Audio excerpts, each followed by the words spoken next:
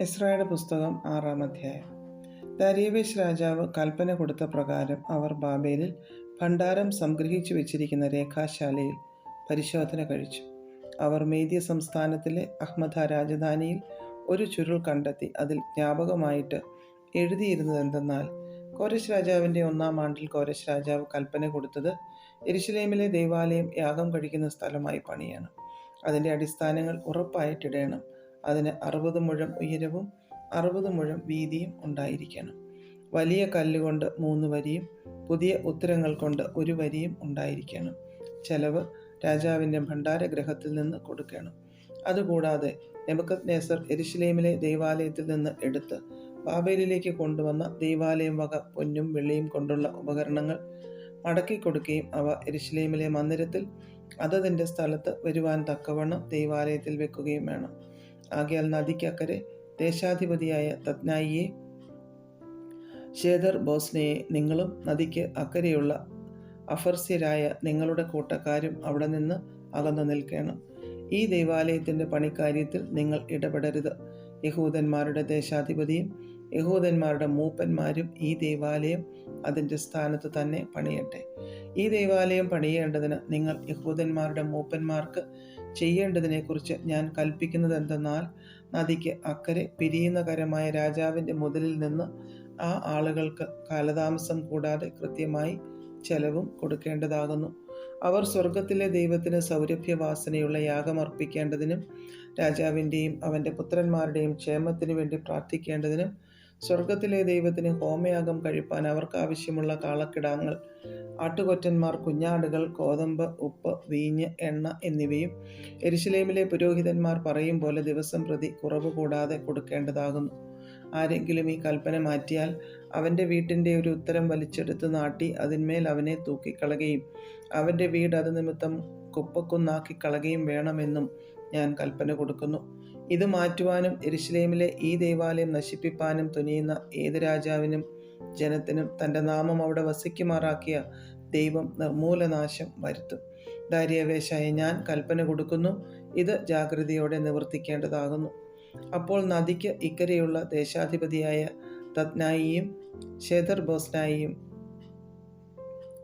അവരുടെ കൂട്ടക്കാരും ദാരിയേവേശ് രാജാവ് കൽപ്പന അയച്ചതുപോലെ തന്നെ ജാഗ്രതയോടെ ചെയ്തു. യഹൂദന്മാരുടെ മൂപ്പന്മാർ പണിതു. ഹഗ്ഗായി പ്രവാചകനും ഇദ്ദോവിൻ്റെ മകനായ സഖര്യാവും പ്രവചിച്ചതിനാൽ അവർക്ക് സാധിച്ചു വന്നു. അവർ ഇസ്രയേലിൻ്റെ ദൈവത്തിൻ്റെ കൽപ്പന പ്രകാരവും കോരശിൻ്റെയും ദാരിയാവേശിൻ്റെയും പാർസി രാജാവായ അർത്ഥശിഷ്ടാവിൻ്റെയും കൽപ്പന പ്രകാരവും അത് പണിതു തീർത്തു. ദാരിയാവേശ് രാജാവിൻ്റെ വാഴ്ചയുടെ 6-ാം ആണ്ടിൽ ആദാർ മാസം 3-ാം തീയതി ഈ ആലയം പണിതു തീർന്നു. ഇസ്രായേൽ മക്കളും പുരോഹിതന്മാരും ലേവ്യരും ശേഷം പ്രവാസികളും സന്തോഷത്തോടെ ഈ ദൈവാലയത്തിൻ്റെ പ്രതിഷ്ഠ കഴിച്ചു. ഈ ദൈവാലയത്തിൻ്റെ പ്രതിഷ്ഠയ്ക്ക് 100 കാളയെയും 200 ആട്ടുകൊറ്റനെയും 400 കുഞ്ഞാടിനെയും ഇസ്രായേൽ ഗോത്രങ്ങളുടെ എണ്ണത്തിനൊത്തവണ്ണം എല്ലാ ഇസ്രായേലിനും വേണ്ടി പാപയാഗത്തിനായി 12 വെള്ളാട്ടുകൊറ്റനെയും യാഗം കഴിച്ചു. മോശയുടെ പുസ്തകത്തിൽ എഴുതിയിരിക്കുന്നത് പോലെ അവർ യെരുശലേമിലുള്ള ദൈവത്തിൻ്റെ ശുശ്രൂഷയ്ക്ക് പുരോഹിതന്മാരെ കൂറുകൂറായും ലേവ്യരെ തരംതരമായും നിർത്തി. 1-ാം മാസം 14-ാം തീയതി പ്രവാസികൾ പെസഹ ആചരിച്ചു. പുരോഹിതന്മാരും ലേവ്യരും തങ്ങളെ തന്നെ ഒരുപോലെ ശുദ്ധീകരിച്ചിരുന്നു. എല്ലാവരും ശുദ്ധിയുള്ളവരായിരുന്നു. അവർ സകല പ്രവാസികൾക്കും തങ്ങളുടെ സഹോദരന്മാരായ പുരോഹിതന്മാർക്കും തങ്ങൾക്കും വേണ്ടി പെസഹ അറുത്തു. അങ്ങനെ പ്രവാസത്തിൽ നിന്ന് മടങ്ങി വന്ന ഇസ്രായേൽ മക്കളും ഇസ്രായേലിൻ്റെ ദൈവമായ യഹോവയെ അന്വേഷിക്കേണ്ടതിന് ദേശത്തെ ജാതികളുടെ അശുദ്ധിയെ വെടിഞ്ഞ് വന്നവരൊക്കെയും പെസഹ തിന്നു.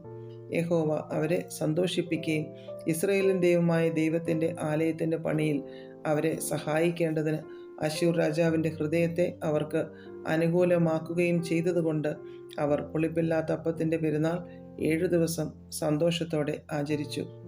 അധ്യായം 7. അതിൻ്റെ ശേഷം പാർസി രാജാവായ അർത്ഥശിഷ്ടാവിൻ്റെ വാഴ്ചക്കാലത്ത് എസ്ര ബാബേലിൽ നിന്ന് വന്നു.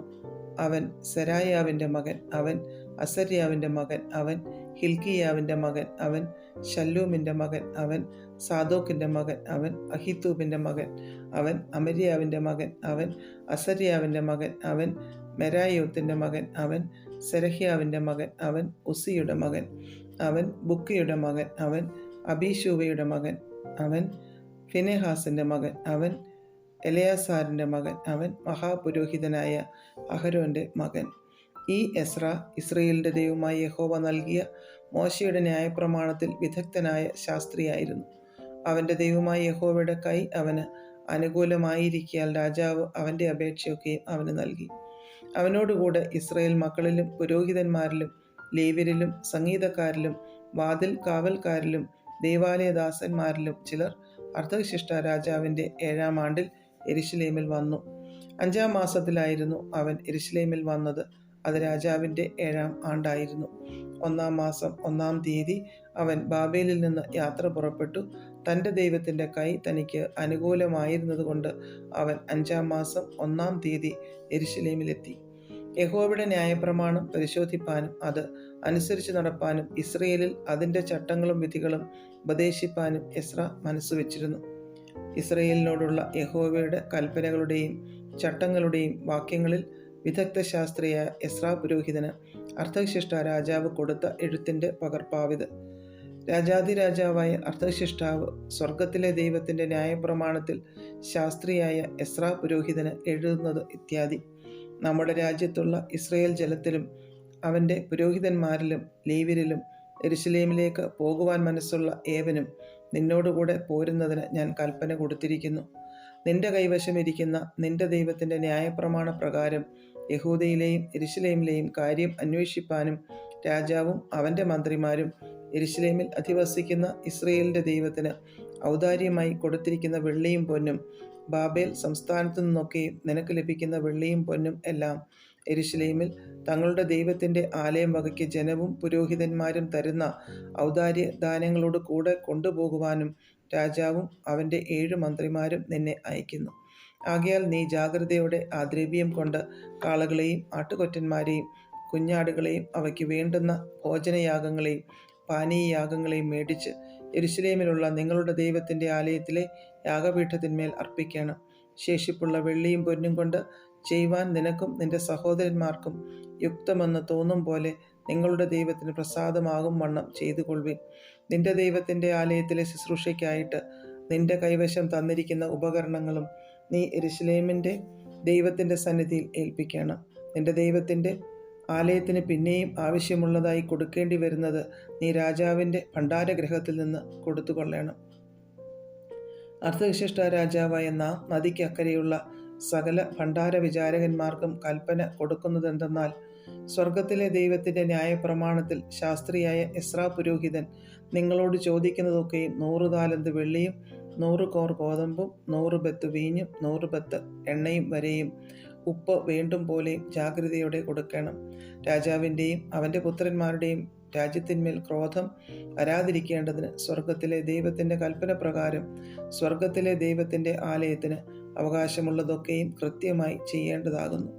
പുരോഹിതന്മാർ, ലേവ്യർ, സംഗീതക്കാർ, വാതിൽ കാവൽക്കാർ, ദൈവാലയദാസന്മാർ എന്നിവർക്കും ദൈവത്തിൻ്റെ ഈ ആലയത്തിൽ ശുശ്രൂഷിക്കുന്ന യാതൊരുത്തനും കരമോ നികുതിയോ ചുങ്കമോ ചുമത്തുന്നത് വിഹിതമല്ല എന്ന് നാം നിങ്ങൾക്ക് അറിവ് തരുന്നു. നീയോ എസ്രയെ, നിനക്ക് നിന്റെ ദൈവം നൽകിയ ജ്ഞാനപ്രകാരം നദിക്ക് അക്കരെ പാർക്കുന്ന സകല ജനത്തിനും നിന്റെ ദൈവത്തിൻ്റെ ന്യായപ്രമാണങ്ങളെ അറിയുന്ന ഏവർക്കും തന്നെ ന്യായം പാലിച്ചു കൊടുക്കേണ്ടതിന് അധികാരികളെയും ന്യായാധിപന്മാരെയും നിയമിക്കണം. അറിയാത്തവർക്കോ നിങ്ങൾ അവയെ ഉപദേശിച്ചു കൊടുക്കണം. എന്നാൽ നിന്റെ ദൈവത്തിൻ്റെ ന്യായപ്രമാണവും രാജാവിൻ്റെ ന്യായപ്രമാണവും അനുസരിക്കാത്ത ഏവനെയും ജാഗ്രതയോടെ ന്യായം വിസ്തരിച്ച് മരണമോ പ്രവാസമോ പിഴയോ തടവോ അവന് കൽപ്പിക്കേണ്ടതാകുന്നു.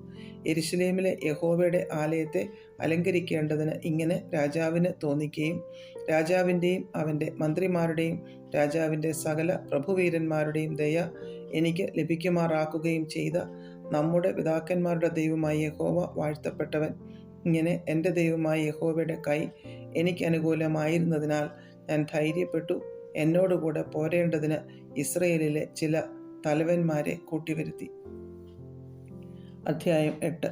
അർത്തഹ്ശഷ്ടാ രാജാവിൻ്റെ കാലത്ത് ബാബേലിൽ നിന്ന് എന്നോടുകൂടെ പോന്ന പിതൃഭവന തലവന്മാരും അവരുടെ വംശാവലികളുമാവിത്: ഫിനെഹാസിൻ്റെ പുത്രന്മാരിൽ ഗർശോം, ഈഥാമാരിൻ്റെ പുത്രന്മാരിൽ ദാനിയേൽ, ദാവീദിൻ്റെ പുത്രന്മാരിൽ ഹത്തൂഷ്, ശെഖന്യാവിൻ്റെ പുത്രന്മാരിൽ പരോശിൻ്റെ പുത്രന്മാരിൽ സെഖര്യാവും, അവനോടുകൂടെ വംശാവലിയിൽ എഴുതിയിരുന്ന 150 പുരുഷന്മാരും. പഹത്ത് മോവാബിൻ്റെ പുത്രന്മാരിൽ സെരഹ്യാവിൻ്റെ മകനായ എല്യഹോവേനായിയും അവനോടുകൂടെ 200 പുരുഷന്മാരും. ശെഖന്യാവിൻ്റെ പുത്രന്മാരിൽ യഹസീയേലിൻ്റെ മകനും അവനോടുകൂടെ 300 പുരുഷന്മാരും. ആദീൻ്റെ പുത്രന്മാരിൽ യോനാഥാൻ്റെ മകനായ ഏബദും അവനോടുകൂടെ 50 പുരുഷന്മാരും. ഏലാമിൻ്റെ പുത്രന്മാരിൽ അഥല്യാവിൻ്റെ മകനായ യെശയ്യാവും അവനോടുകൂടെ 70 പുരുഷന്മാരും. ശെഫത്യാവിൻ്റെ പുത്രന്മാരിൽ മീഖായേലിൻ്റെ മകനായ സെബദ്യാവും അവനോടുകൂടെ 80 പുരുഷന്മാരും. യോബാവിൻ്റെ പുത്രന്മാരിൽ യെഹീയേലിൻ്റെ മകനായ ഓബദ്യാവും അവനോടുകൂടെ 218 പുരുഷന്മാരും. ശെലോമീത്തിൻ്റെ പുത്രന്മാരിൽ യോസിഫ്യാവിൻ്റെ മകനും അവനോടുകൂടെ 160 പുരുഷന്മാരും. ബേബായിയുടെ പുത്രന്മാരിൽ ബേബായിയുടെ മകനായ സെഖര്യാവും അവനോടുകൂടെ 28 പുരുഷന്മാരും. അസാദിൻ്റെ പുത്രന്മാരിൽ ഹക്കാദാൻ്റെ മകനായ യോഹാനാനും അവനോടുകൂടെ 110 പുരുഷന്മാരും. അദോനീക്കാമിൻ്റെ ഒടുവിലത്തെ പുത്രന്മാരിൽ എലീഫേലത്ത്, യെയീയേൽ, ശെമയ്യാവ് എന്നിവരും അവരോടുകൂടെ 60 പുരുഷന്മാരും. ബിഗ്വായുടെ പുത്രന്മാരിൽ ഊഥായിയും സബൂദും അവരോടുകൂടെ 70 പുരുഷന്മാരും. ഇവരെ ഞാൻ അഹവായിലേക്ക് ഒഴുകുന്ന ആറ്റിനരികെ കൂട്ടിവരുത്തി. അവിടെ ഞങ്ങൾ 3 ദിവസം പാളയമടിച്ചു പാർത്തു. ഞാൻ ജനത്തെയും പുരോഹിതന്മാരെയും പരിശോധിച്ചു നോക്കിയപ്പോൾ ലേവ്യരിൽ ആരെയും അവിടെ കണ്ടില്ല. ആകയാൽ ഞാൻ എലിയേസർ, അരിയേൽ, ശെമയ്യാവ്, എൽനാഥാൻ, യാരീബ്, എൽനാഥാൻ, നാഥാൻ, സെഖര്യാവ്, മെശുല്ലാം എന്നീ തലവന്മാരെയും യോയാരീബ്, എൽനാഥാൻ എന്ന ഉപാധ്യായന്മാരെയും വിളിപ്പിച്ചു. കാസിഫ്യ എന്ന സ്ഥലത്തിലെ പ്രധാനിയായ ഇദ്ദോവിൻ്റെ അടുക്കൽ അയച്ചു. നമ്മുടെ ദൈവത്തിൻ്റെ ആലയത്തിന് ശുശ്രൂഷകന്മാരെ ഞങ്ങളുടെ അടുക്കൽ കൊണ്ടുവരേണ്ടതിന് അവർ കാസിഫിയിലെ ഇദ്ദോവോടും അവൻ്റെ സഹോദരന്മാരായ ദൈവാലയദാസന്മാരോടും പറയേണ്ടുന്ന വാക്കുകളെ അവർക്ക് ഉപദേശിച്ചു കൊടുത്തു.